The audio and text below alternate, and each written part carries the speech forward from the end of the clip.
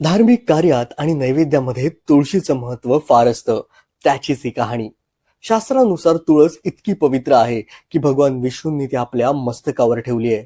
इतकंच नाही तर भगवान विष्णू तुळशीच्या पानांशिवाय नैवेद्य ग्रहण करतच नाहीत.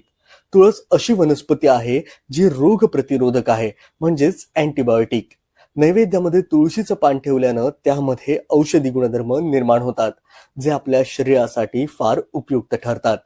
तसंच तुळस हे रक्तविकार, दमा, खोकला, हृदयरोग अशा रोगांवर उपयुक्त असं काम करते.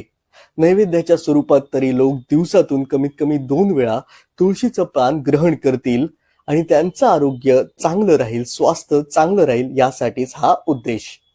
तुळस ही वनस्पती वायुमंडलातील सात्विकता खेचण्यासाठी प्रभावी काम करते.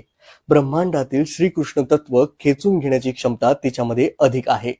त्यामुळे तुळशीचं पान नैवेद्यावर ठेवल्यामुळे सकारात्मक सूक्ष्म लहरी ग्रहण केल्या जातात.